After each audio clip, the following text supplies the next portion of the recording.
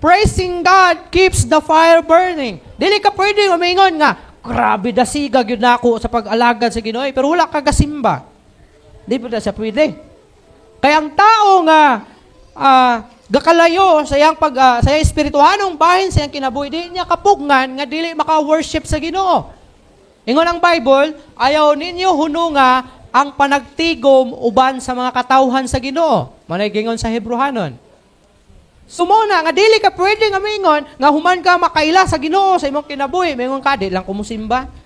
Pero dasig ko, dili na sa pwede.